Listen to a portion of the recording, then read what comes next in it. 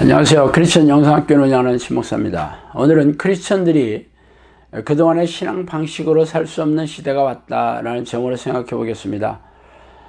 코로나 사태로 전 세계는 공포의 도가니에 빠져 있다고 해도 과언이 아니에요. 우리나라는 신천지 교회의 폭발적인 감염 이후로 숨죽이며 지내다가 최근 사그라지나 싶었는데 인태원 클럽에서 집단 감염자가 늘어나면서 또다시 공포가 스멀스멀 덮치고 있습니다. 그러나 코로나 사태는 일련의 사건들을 바라보면서 일희일비할 일들은 아니에요.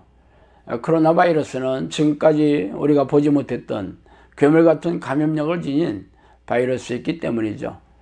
어쨌든 앞으로의 세상은 그동안 우리가 살아왔던 세상과는 다른 두려움과 불안의 시대라는 것에 이해를 다는 전문가들은 없습니다.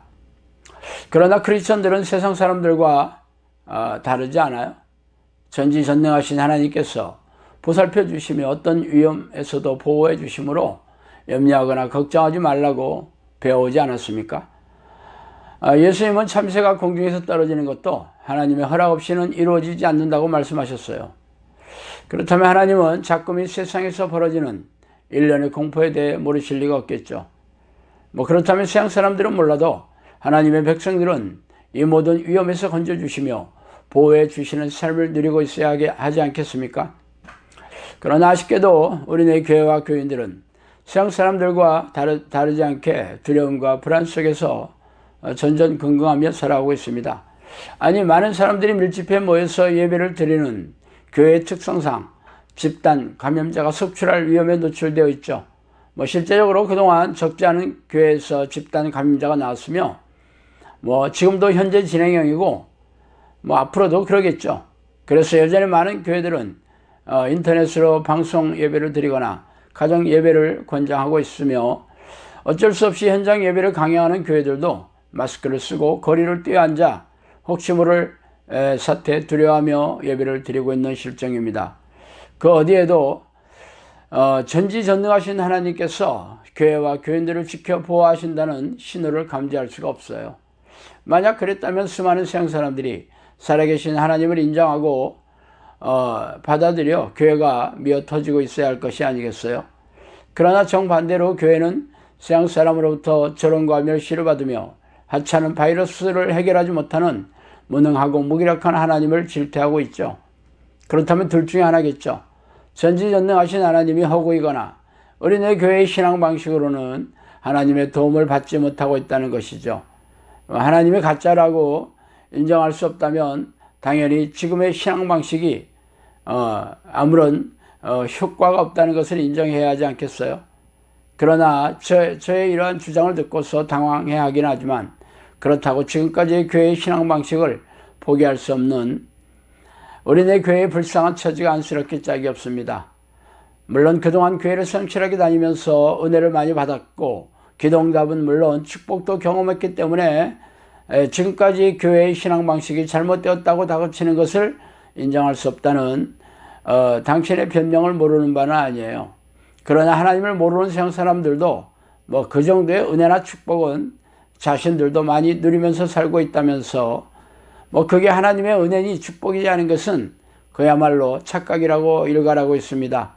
물론 자신이 누리는 축복이나 기도응답이 하나님과 무관한지 아닌지는 객관적이고 합리적인 잣대로 재볼 수 없는 일이므로 알 수는 없겠죠.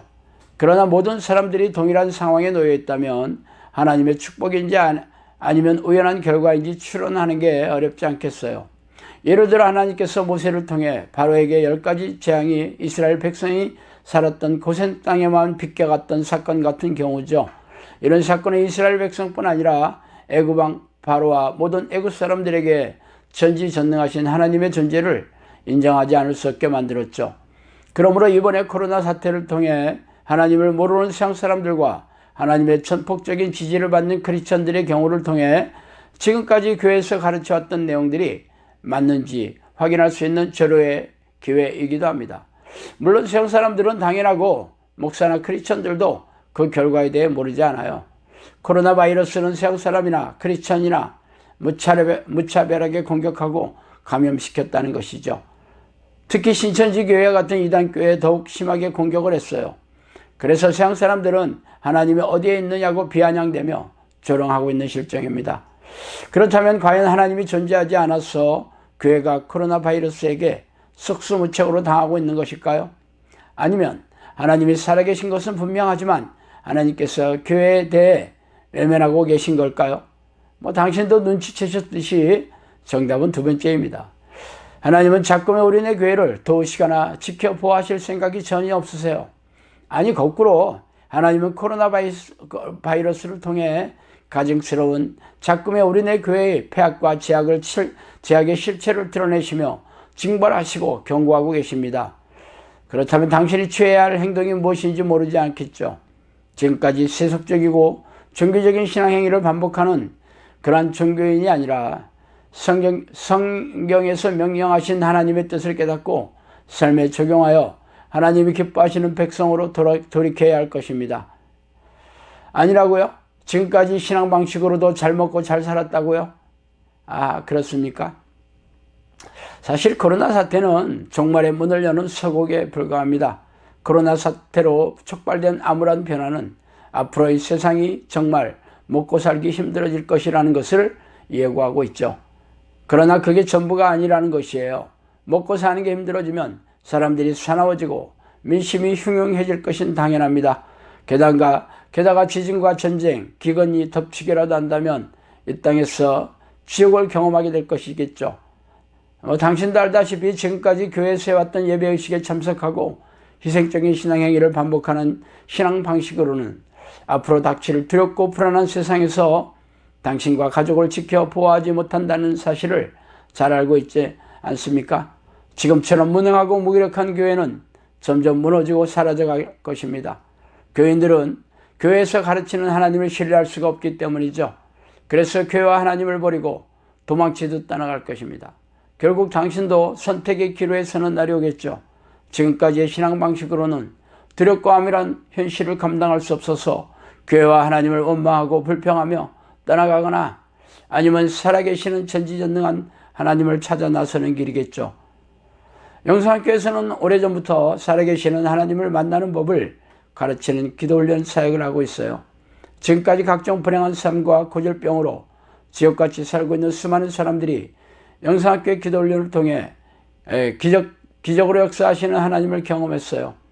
그러므로 당신도 제 주장이 사실인지 확인하시고 그게 진짜라면 전지전능하신 하나님을 만나는 기도의 습관을 들여야 할 것입니다.